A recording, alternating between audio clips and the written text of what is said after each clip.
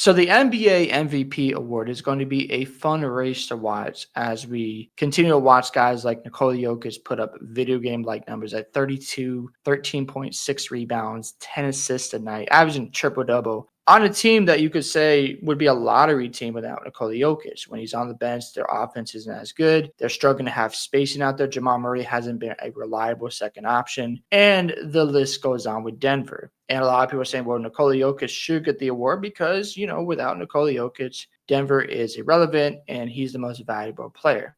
I get all that. But the other criteria shouldn't winning matter. And I think it should matter on top of the numbers you put up. So I look at a guy like Giannis Antetokounmpo, where people aren't talking about his improvement from the mid-range. This deserves a lot of credit. I've been waiting for Giannis to be consistent. I know after they won the championship, he was actually really good for the mid-range shot, and then he took another dip. But this season, he's really worked on that game where he can hit a consistent jump shot, make sure he's reliable from that range, and not have to always be forced into situations where he's got to drive the ball to be effective. Because there are times where teams can build that wall, and he might have struggles with finishing at the rim, or he's not a good free throw shooter. So down the stretch of close games, you need Giannis to be able to pull up from mid-range, and that's just another part of his game where you have to respect it. And when you're shooting almost 48% from the mid-range, you deserve a lot of credit. Also, you look at the bad start that the Bucks got off to. You look at where they're at right now. I think they're 5th in the East. I could be wrong about the standings, but they've been climbing up, playing much better basketball. He's on a roster that's really old.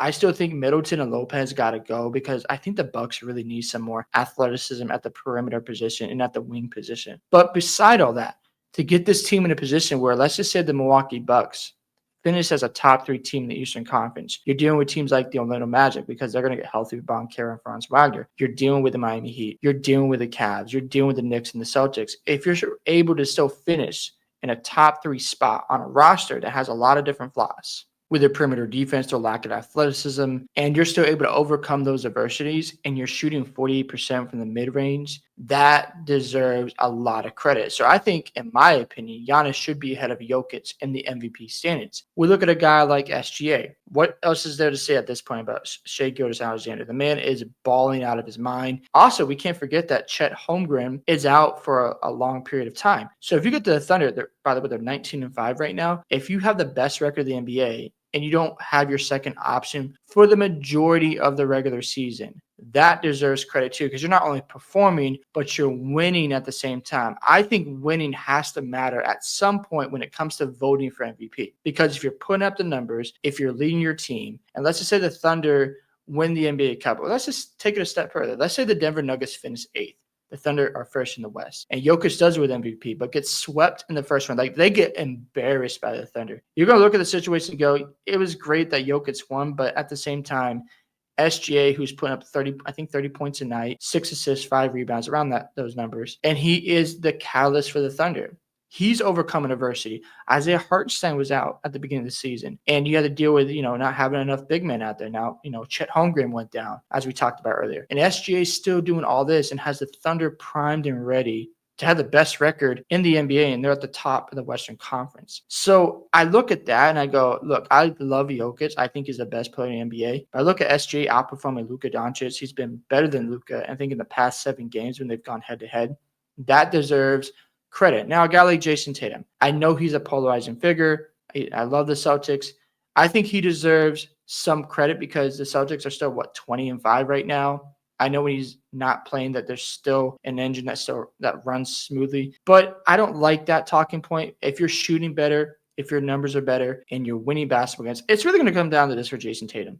When he goes up against the best guys, like a Nikola Jokic, like a Luka Doncic, like a Giannis Antetokounmpo. Now, he was really good in that fourth quarter against the Bucks. Their last game, they swept the Bucks this season. And then he goes up against Nikola Jokic, SGA, those guys, and he plays well in those games. Like, he's matching him. He's having big moments. He's hitting big shots, making key plays to help them win that basketball game. That's going to help Tatum get in these conversations and possibly win the MVP. But right now, if I had to give the nod to somebody, I'm going to give it to SGA at this moment, because you look at what's going on with the Thunder, all the adversity he has to overcome. without his second best option, trying to figure out how to play alongside Hartenstein because he's a new piece. You have Caruso, you're adjusting your game to. All these new pieces coming in, and you're still at the top of the West, and that's a gauntlet to run through. And what they did to Dallas, I know PJ Washington didn't play in that game, but you saw what they did in that Dallas game, just locking people up. SJ was just phenomenal in that game. And if he keeps having moments like that where he's balling out and he's putting up those numbers, I think SJ is going to win the MVP. Now, I'm not saying Giannis can't win it. I'm not saying Jokic can't win it, because if Jokic and the Nuggets end up being a top 4 seed in the West, he's going to win it, hands down. But if the Nuggets hover around 500 all year long, they don't, take a leap where they start going on a long win streak, they go on a run, then it's going to be hard for the voters and to the fans out there to be convinced that Jokic deserves the MVP. And not trying to discredit what he's doing. He has been unbelievable this season, but you got to factor in winning at some point, especially you have a guy like Giannis who's putting up amazing numbers. He's improved his mid-range shot, which should deserve more credit and more attention right now from the media. But let's just say the Bucks, again, they overcome adversity. He's got them. Let's just say the Bucks get the number 1 seed. I know that sounds crazy, but what if they get to that point where they take over the East and Giannis is the sole reason why they get to that point? That deserves credit. Again, SGA, overcoming all that adversity around him. I just think, I love Jokic, but this stuff has to matter at some point. Jason Tatum, again, if he's showing up against OKC, showing up against the Nuggets, against the Mavericks, and so on and so forth, and he's outperforming them, then that deserves some credit. We got to be objective when it comes to the MVP winner. Winning has to matter at some point when you're talking about the MVP, because it did in the past, but it seems like the criteria continues to change around Jokic. That's not me hating on him. I just think at some point, when I see a guy like SJ still averaging 30, maybe he's not getting the triple-double, and you're winning basketball games, and you're leading your team, you still dealing with adversity. Not to say Jokic is not dealing with anything. You got to at least have those conversations and be fair when you're talking about your MVP winner.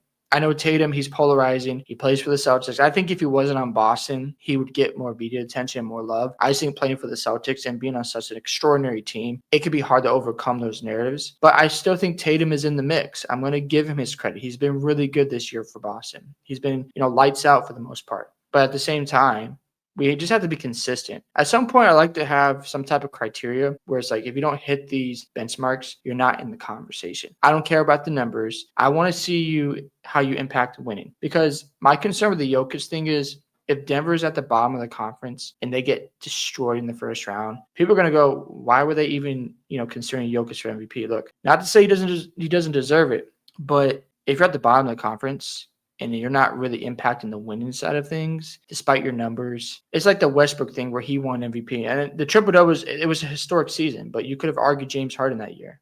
There's just no doubt about it. However, when it comes to Jokic, I know he has the history, he's got the longevity, but at some point, you just like to see something new. So I don't know if voter fatigue is going to kick in as the season goes on.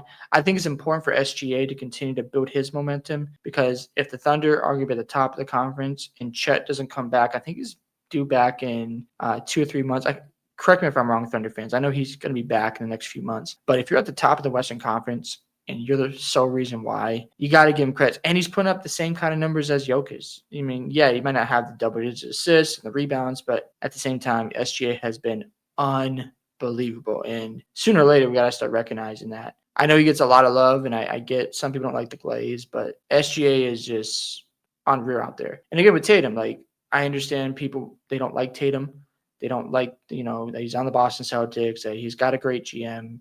But you still got to execute and get the job done. And that's what Tatum does day in and day out. So it's going to be an interesting race. Again, I think if Jokic gets the Nuggets to a top 4 seed in the Western Conference, he will win it easily. Luka leaves more to be desired. I'm not trying to disrespect Luka. It's just, it hasn't been the best season for him, but I think he'll get better. He'll ramp it up. And Dallas is in a great spot anyways. I'm not going to count out Dallas at all. I think when it comes to the Western Conference and who I expect to be in the Western Conference Finals, it's going to be the Mavericks and the Thunder, and it's going to be a dogfight.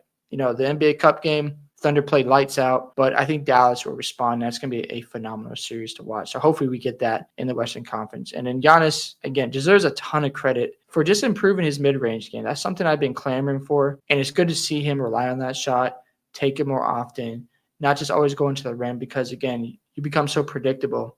It gets to clutch time situations, you're not a good free throw shooter, you got to have something else to rely on. So shout out to Giannis for really improving his game on that end and just getting better as a jump shooter. He doesn't have to be a 3-point shooter, that's fine. But if you can be really good from the mid range and respectable, and not just respectable, you're shooting almost, I think, what did I say, 45% from the field? 47% from the field. That deserves just a ton more credit. It just doesn't get talked about enough. I think because Giannis been in the league for so long, they don't want him mention his name, and he's on a team that unfortunately didn't perform well last year. But the Bucks are starting to turn things around. If they go out and beat Atlanta tomorrow, that's going to be an impressive win. But yeah, I just like the candidates. I just think, I see all the sides of these stories where, these arguments about Jokic, why he should get it because he's on a bad basketball team. But on the flip side, well, you got to win at some point. So I get both sides. It's going to be a fun race to watch. Love to hear your thoughts. Who do you think is the early MVP winner? I think right now it's SGA. I'd love to hear your thoughts. Don't forget to like and subscribe to the channel, and I'll see you in the next one.